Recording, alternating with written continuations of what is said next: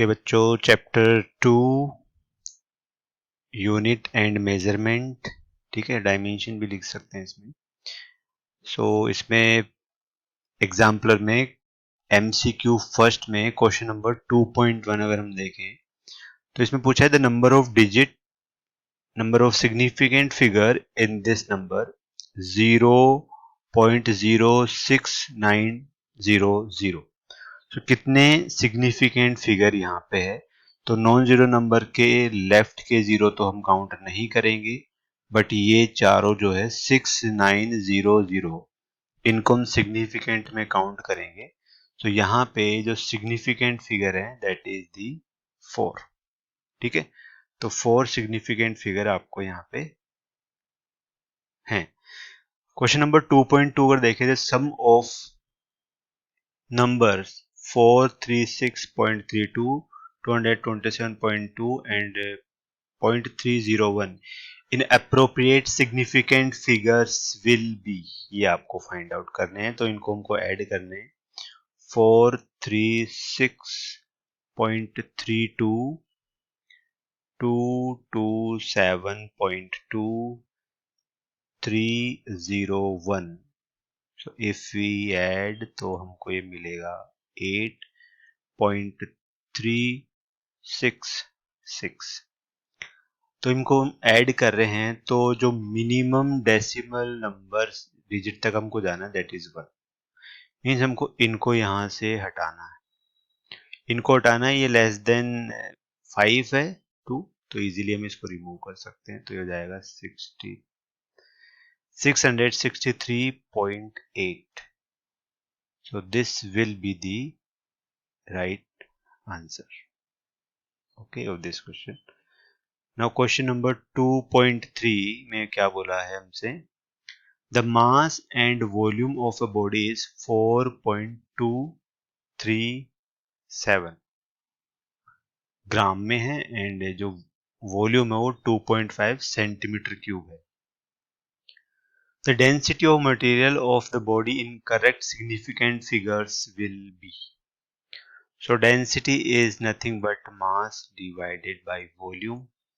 So that is 4.237 ग्राम में है, divided by 2.5 centimetre cube. जब भी डिवीजन में हम लोग देखेंगे तो हमको ये देखना है कि लीस्ट सिग्निफिकेंट फिगर कितने हैं।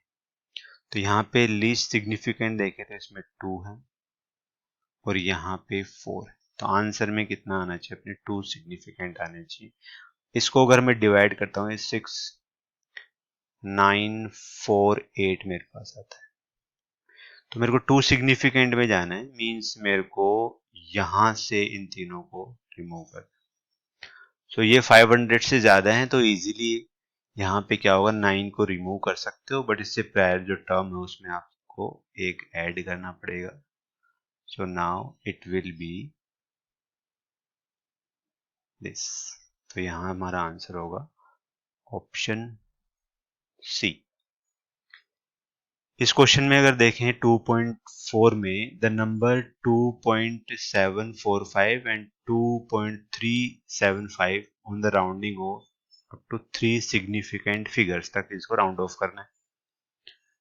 तो मींस 3 तक करना है, तो ये 5 यहाँ से हटाना, ये 5 यहाँ से हटाना। तो इस 5 से पहले इवन नंबर है तो इसमें no change, it will be 2.74। इसके 5 से पहले ऑड नंबर है तो इसमें एक ऐड हो जाएगा 2.74। ओके, तो right answer will be D.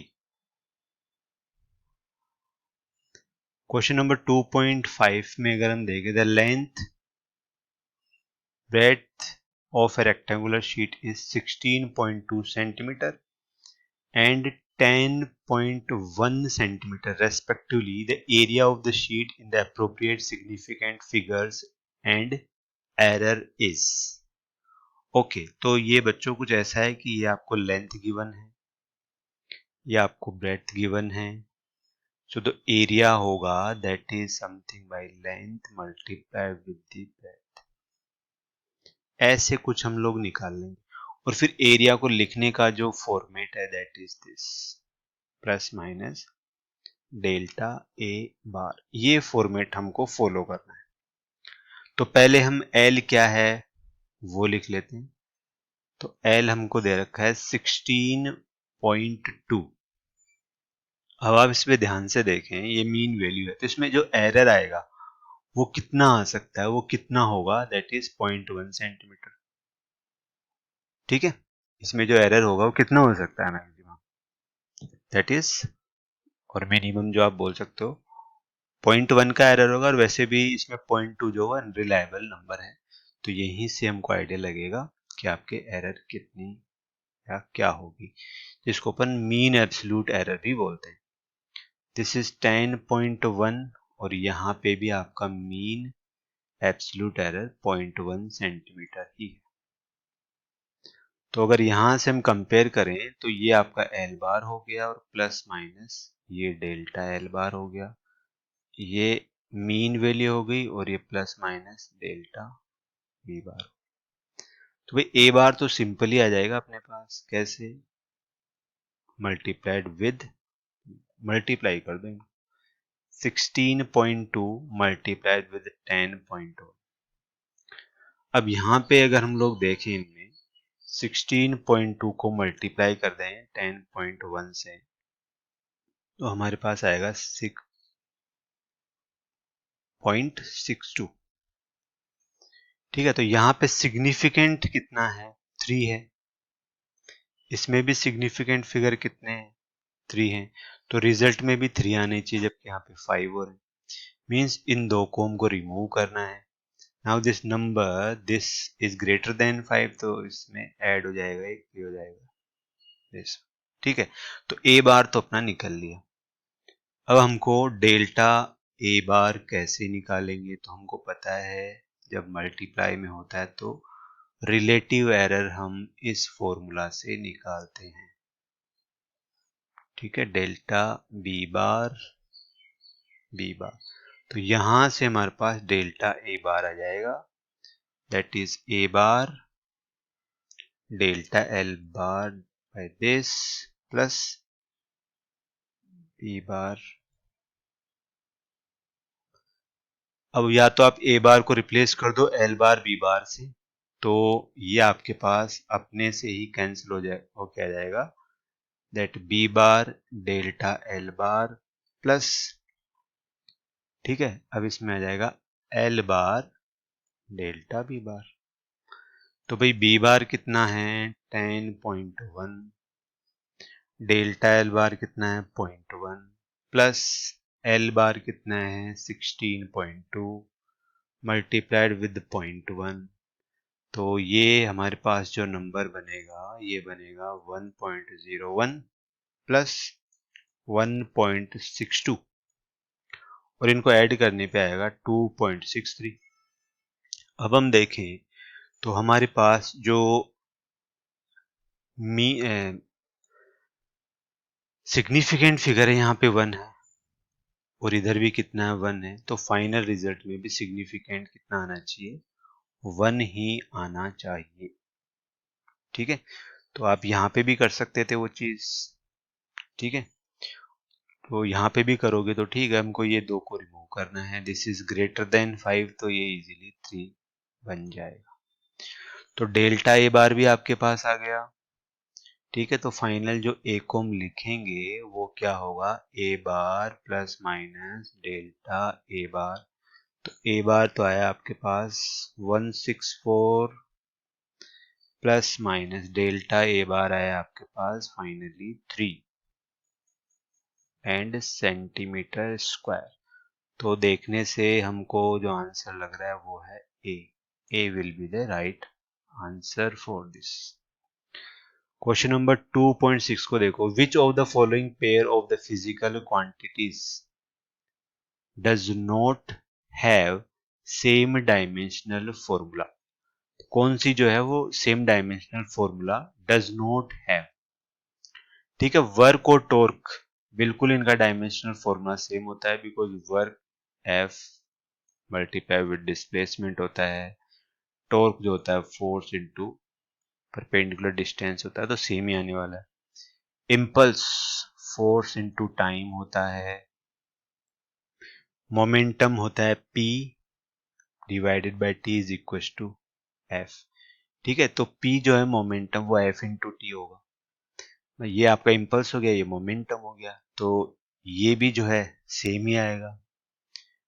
अच्छा, एंगुलर मोमेंटम, एंगुलर मोमेंटम होता है हमारे पास mvr, ठीक है, और प्लांक्स कांस्टेंट होता है h।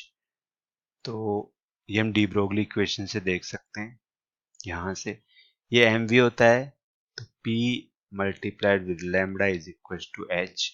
तो ये देखो, ये डिस्टेंस, सॉरी मोमेंटम को हम mv लिख देते हैं, ये डिस्टेंस को हम लेंथ लिख दो, तो वो mvr जैसा ही आ गया, इसका भी mv और लेंथ r, मीन्स इनका भी डायमेंशनल फॉर्मूला सेम आएगा।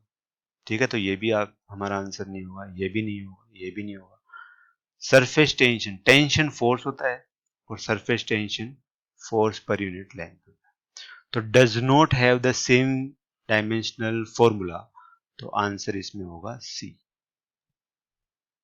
ठीक है, 0.7 अगर हम देखें, measure the two quantities along with the precision of respective measurement instrument is this.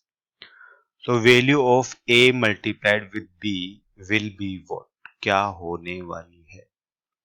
तो भाई a में a bar plus minus delta a bar ये दे रखे हैं आपको 2.5 plus minus 0.5 meter per second. Similarly B दे रखा है जो ये होता है इज इक्वल टू 0.1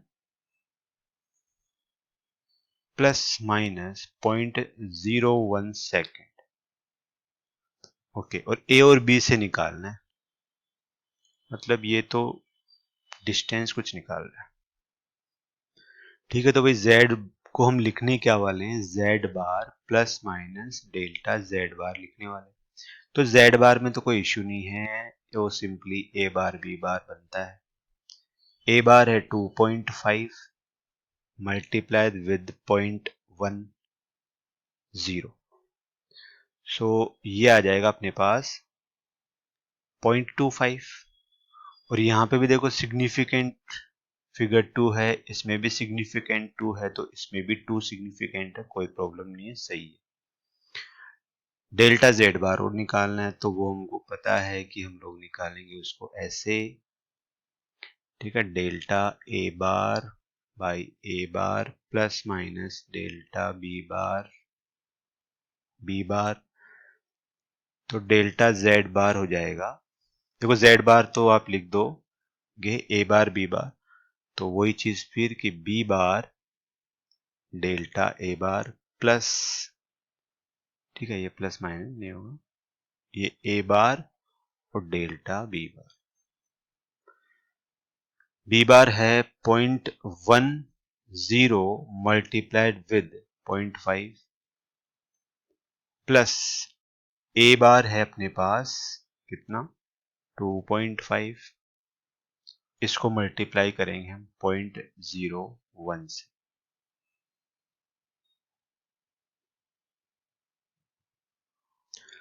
ओके, तो इसको सोल्व करने के बाद हमारे पास आता है 0.075। अगर हम ध्यान से देखें तो सिग्निफिकेंट फिगर यहाँ पे 1 है, इसमें भी 1 है, तो फाइनल जो है उसमें भी 1 आना चाहिए, मतलब इस 5 को यहां से हटाना है। अब 5 से पहले जो नंबर वो ओड है, तो हम इसको एक ऐड कर देंगे, ये हमारा आंसर होगा। और इसमें देखो सिग्निफिकेंट फिगर 1 ही है। ठीक है, तो डेल्टा जेड बार भी आ गया, तो फाइनल जो रिजल्ट होगा, तो z बार तो is 0.25 then plus minus 0.08, this is in meter, this will be the answer. Okay, तो ये इसका आंसर होगा। नेक्स्ट क्वेश्चन है 2.8. You measure the two quantities as A जो है वो ये है, B is this. We should report correct value of this thing as something like this. Okay, means जो Z है that is given by AB and root of that. कुछ ऐसे given है. तो भाई Z बार में तो कोई प्रॉब्लम ही नहीं है. Z bar will be simply A bar B बार. तो A बार B बार जो है वो रख दो यहाँ पे. A बार है 1.0 मल्टीप्लाइड विद 2.0. ठीक है, तो टू सिग्निफिकेंट फिगर है यहाँ पे एंड ये हो जाएगा अपने पास 2.0. इसका होता है 1.414. टू सिग्निफिकेंट तक जाना है तो इस 1 और 4 को हटाना है, राउंड ऑफ करना है, और कर सकते हैं because it is 14 less than 50, so it will be 1.4. तो भाई Z बार का तो काम हो गया. Now delta Z bar.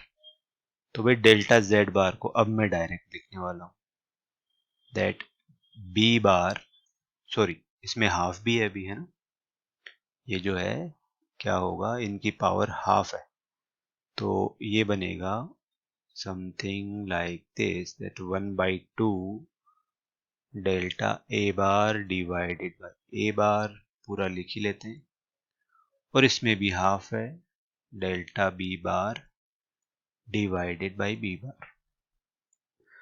तो ठीक है, डेल्टा Z बार क्या होगा, हाफ को आप बिल्कुल ही बाहर ले लो, तो ये हो जाएगा B bar delta A bar plus A bar delta B बार. अब इनकी वैल्यूज रख दो. B बार कितना है, B बार है 2.0, डेल्टा A बार कितना है 0.2, प्लस A बार कितना है 1.0, डेल्टा B बार कितना है 0.2. ओके, तो इसमें देखो सिग्निफिकेंट 1 है, इधर भी सिग्निफिकेंट 1 है, तो रिजल्ट में भी सिग्निफिकेंट 1 ही आना चाहिए. ओके, अगर पैरेलली हम देखो 2 से डिवाइड भी कर दें तो ये अपने पास हो जाएगा 0.2 एंड दिस विल बी 0.1. ठीक है, 0.1 and this, so it will B 0.3. Significant 1 बन ही रहा है. आगे आपका डेल्टा Z बार. ठीक है, Z will be 1.4 plus minus 0.3 meter. This will be the answer. और यहां से देखने पर यह आपका आंसर होगा. Which of the following measurement is most precise. Precise measurement यहाँ पे कौन सा है ये अपने को देखना है. तो भाई देखो, इसमें सिंपल ही चीज है कि जो लेंथ है उसको एक बार किलोमीटर में, मीटर में, सेंटीमीटर और mm में यहाँ पे देखा जा रहा है. तो अगर ध्यान से देखो तो सबसे जो लोवेस्ट यूनिट है वो तो mm है, और mm में भी आप डेसिमल के बाद 2 डिजिट तक आप मेजरमेंट दे रहे हो, तो ऑब्वियस सी बात है जो प्रिसाइज मेजरमेंट होगा वो इसी का होने वाला है. ठीक है, तो यही इसका आंसर होगा. क्वेश्चन नंबर 2.10 को दे, the mean length of an object is 5 centimetre. ठीक है, मीन लेंथ बता रहा है, मतलब क्लोज टू जो ट्रू वैल्यू होती है. So which of the following measurement is the most accurate? The term very important, that is accurate, accuracy. एक तो प्रिसीजन होता है, एक होता है एक्यूरेसी. तो जो वैल्यू आपकी ट्रू वैल्यू के बहुत ज्यादा क्लोज होगी that will be the accurate one. तो यहाँ पे अगर देखें तो सबसे एक्यूरेट जो वैल्यू जा रही है दैट इज 4.9. ठीक है, बाकी सभी इससे दूर है. इसका डिफरेंस जो है सबसे कम है, 0.1 का डिफरेंस है. 5 माइनस 4.9 करते हैं तो बाकियों के कंपैरेटिवली. ठीक है, नेक्स्ट. इस क्वेश्चन 2.11 में Young's modulus of steel is 1.9 into 10 raised to power 11 Newton per meter square when expressed in the CGS unit of dyne centimeter square it will be equal to, है ना, और ये पता है अपने को कि 1 न्यूटन इज इक्वल टू इतना डाइन होता है और 1 meter square is equal to 10⁴ ये होता है। मीन्स हमको इसमें इसको कन्वर्ट करना है CGS में, सिंपल ये क्वेश्चन है। So 1.9 into 10⁻11 Newton per meter square. So 1.9 into 10⁻11, 1 Newton is equals to 10⁵ dyne, ठीक है, डिवाइडेड बाई 1 मीटर स्क्वायर, तो उसको सेंटीमीटर में करेंगे तो 10⁴ सेंटीमीटर स्क्वायर बनता है। अब ये 4 ऊपर जाएगा, so it will be 1.9 into 10⁻12 dyne per centimeter square, ये अपना आंसर होगा, इसमें C answer. Okay, now 2.12, if momentum P, area A and time T are taken to be the fundamental quantity, then energy has the fundamental dimensional formula.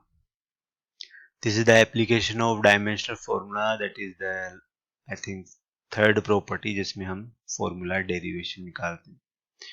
E depends on the momentum as to the power A, area to the power B and time to the power C. Okay, dimensional अगर हम देखें तो means dimensional formula of this must be is equals to dimensional formula of multiplication of these. So M1 L2 T minus 2, this is for energy. Momentum होता है M1 L1 T minus 1 to the power A. Area होता है L square to the power B and time होता है T1 to the power C. अब हमको बस compare करना है, ABC की वैल्यू निकालनी है और वो अपना आंसर हो जाएगा। तो भाई कंपेयर कर लो, फर्स्ट तो power dimension of A, dimension of mass sorry, तो भाई इधर तो है 1, उधर है ए, बस यहां से आ गया ए इज इक्वल टू 1 फर्स्ट। तो next is dimension of L, इधर 2 है, उधर ए प्लस 2b, तो ए को अगर हम 1 रखें तो यहां से आ रहा है 2b is equal to 1, means b is equal to half, ये आ रहा है। अच्छा, ऐसे हम t की डायमेंशन को देखें तो इधर -2 है, माइनस a प्लस c। अच्छा, इस 1 को a को 1 रख दो, -1 प्लस c, तो यहां से c हो जाएगा -2 plus 1 means -1, c is equal to -1। ठीक है, तो यहां से हम रख सकते हैं डायमेंशन फॉर्मूला क्या बनेगा फिर एनर्जी का, that is p to the power 1, a to the power half, है ना, b को हाफ रख दो, c की पावर कितना है माइनस। सो भाई कहाँ पे मैच कर रहा है, ये मैच कर रहा है लास्ट ऑप्शन, सो ये इसका करेक्ट आंसर होगा। ओके।